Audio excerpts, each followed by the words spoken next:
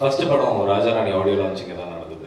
So அன்னைக்கு rewind பண்ணி கடவுள் இன்னைக்கு திருப்பி கொடுத்த மாதிரி இருக்கு. ஸோ பதட்டமாக இருக்கு. ஏன்னா ஒரு கான்ஃபிடென்ஸ் லெவல் எப்பயுமே வந்து இன்க்ரீஸ் ஆகிட்டே இருக்கும். ஸோ அந்த இன்க்ரீஸ் ஆகும்போது ஒரு சின்ன பயமும் மனசில் ஏற்படும். ஸோ இப்போ வந்து என்னோட next baby step as a producer சொல்லும் போது எனக்கே காமெடியாக இருக்கு. ஸோ ஒரு ஒரு ரொம்ப பெரிய பொறுப்பு நான் எடுத்துக்கிறதுக்கு முன்னாடி ரொம்ப யோசித்தேன். ரொம்ப யோசிக்கும் போது ஒரு விஷயம் மட்டும் எனக்கு தெளிவாக புரிஞ்சுது. இப்படி இந்த மாதிரியான ஒரு ஆப்பர்ச்சுனிட்டி வேறு யாருக்கு கிடைக்கும், எப்படி கிடைக்கும்னா அது மக்கள் கொடுத்தது தான். ஸோ ஒரு அட்லி அப்படின்னு சொன்னால் கை தட்டுறதும் அந்த கார்டுக்கான ஒரு சின்ன மரியாதையும் ஏற்படுத்துறதும் நீங்கள் தான். அந்த மரியாதையை நம்பி சரி ஓகே இவனும் ப்ரொடியூசர் ஆகலாம் அப்படின்னு நினச்சாங்க. ஸோ அதை நான் எப்படி யூட்டிலைஸ் பண்ணலாம், கேபிட்டலைஸ் பண்ணிக்கலாம்னு நினைக்கும் போது என்னை சுற்றி இருக்கிறவங்க, எனக்கு தெரிஞ்சவங்க, என்னால் கதை கேட்க முடியக்கூடிய ரீச்சபிளாக இருக்கிறவங்களுக்குலாம் நான் கதை கேட்டு அதில் ஒரு பெஸ்ட் டேலண்ட்டை வெளில. இப்போ முருகா சார் என் உருவத்தை பார்த்து நான் என்ன பண்ணுவான் அப்படின்னு நினைக்காம அந்த கதையை கேட்டு ஓகே அவன் பண்ணிடுவான் அப்படின்னு நினச்சனால தான் நான் ராஜாராணி பண்ண அட்லியாக மாறுறேன். ஸோ அது மாதிரி ஒவ்வொருத்தருக்குமே அந்த ஒரு ஆப்பர்ச்சுனிட்டி நடக்கிறதுக்கான கேட் ரொம்ப கம்மியாக இருக்குது. நம்ம பேரை வச்சுட்டு சும்மா நம்ம டைரக்ட் பண்ணிட்டு சம்பாரிச்சுட்டு போயிட்டு இருக்கக்கூடாது. எங்கேயோ அந்த ஒரு இடத்துல மற்றவங்களோட வளர்ச்சிக்கும் நம்ம பயன்படணும் அப்படின்னு யோசித்தேன். ஸோ அதனால தான் ப்ரொடியூசருன்ற ஒரு பெரிய ஸ்டெப்பை நான் எடுத்தேன். அதுக்கு ஃபர்ஸ்ட் நான் தேங்க்ஸ் சொல்லணும்னா Fox Star Studios Vijay Singh sir. ஏன்னா ஒரு எப்படி ஒரு படம் நான் டைரக்ட் பண்ணியிருக்கோம் பெரிய ஹிட், ரெண்டாவது படம் ஃப்ளாப் பஸ்டர், ஓகே ஃபைன். அவங்க எப்படி ப்ரொடியூசராக நம்ம இது பண்ணுவோம். பட் என் மேலே ஒரு பெரிய நம்பிக்கை வச்சது Vijay Singh sir. Thank you so much sir. And Fox Star ஸ்டுடியோஸை நான் வந்து ஒரு ஹோம் ப்ரொடக்ஷன்னே சொல்லுவேன்.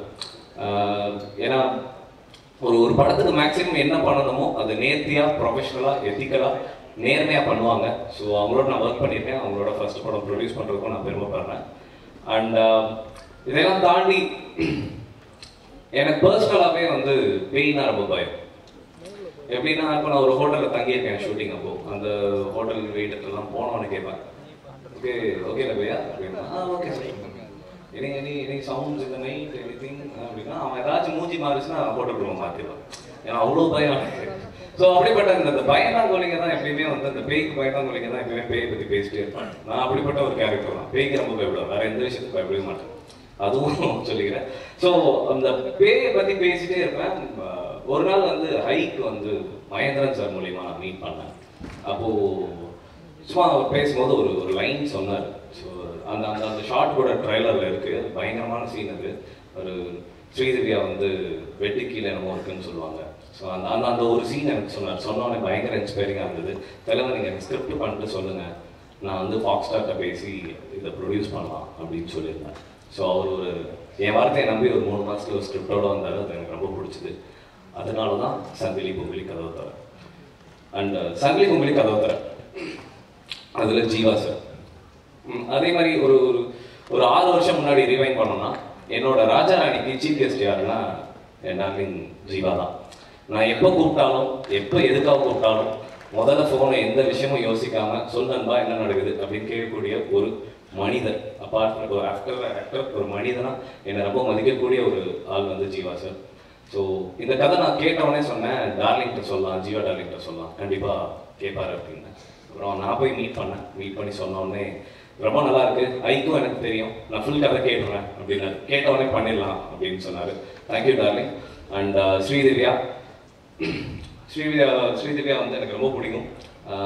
நான் 2-3 படம் ஒர்க் பண்ணணும்னு நினச்சோம். பட் அவங்களோட டேட்ஸ் அவைலபிளாக இல்லை, அதனால ஒர்க் பண்ணல. ஸோ அட்லீஸ்ட் எங்கள் ப்ரொடக்ஷனுக்கு டேட் கொடுத்ததுக்கு தேங்க்யூ. அண்ட் சூரிய அண்ணா வந்து இந்த படத்தில் ஒரு வித்தியாசமான சூரிய அண்ணா டெஃபினட்டாக பார்க்கலாம். நான் எல்லாரும் மாதிரியும் சொல்ல மாட்டேன் இந்த வித்தியாசமானது. உண்மையிலே ரொம்ப வித்தியாசமான ஒரு சூரிய அண்ணா இந்த படத்தில் பார்க்கலாம். அண்ட் இது ஒரு கம்ப்ளீட் ஃபேமிலி என்டர்டைனராக இருக்கும்ன்றதுல டவுட்டே இல்லை. என் ஃபேமிலி என்டர்டைனர் வேற ஒரு ரூட்ல இருக்கும். ஹைக்கு அவரோட ஸ்டைலில் ஒரு ஃபேமிலி என்டர்டைனர் ரொம்ப நாளுக்கு அப்புறம் ஒரு தியேட்டரில் ஃபுல்லாக சிரிச்சு குழந்தைங்களோட ஒரு பேய் படம் பார்க்கலாம்னா அது இந்த படம் தான் இருக்கும். ஸோ அந்த மாதிரி ஒரு படத்தை கொடுத்துருக்காரு. தேங்க்யூ ஹைக். அண்ட் விஷால் சந்திரசேகர் என்னோட நண்பன். நான் ஷார்ட் ஃபிலிம் பண்ணும்போது எனக்கு மியூசிக் பண்ணியிருக்கான். அப்புறம் டிவியில் கூட இந்த லாஸ்ட் ஹிந்தி சாங் ஒன்று பண்ணும்போது அவரோட ஹெல்ப்பும் நாங்கள் எடுத்துக்கிட்டோம். ஸோ தேங்க்யூ விஷால், இந்த படம் பண்ணதுக்கு தேங்க்ஸ். அண்ட் சுரேஷ், இளையராஜா அந்த கம்ப்ளீட் டீமுக்கு என்னோட தேங்க்ஸ். அண்ட் இப்போ நான் என்னோட டைரக்டர், அதாவது ப்ரொடியூசர் ஆனதுக்கப்புறம் டைரக்டர் ஐக்கு வந்து உங்கள்கிட்ட பேசுறதுக்கு நான் மேலே கூப்பிடலாம்னு நினைக்கிறேன். ஐ ப்ளீஸ் கம்.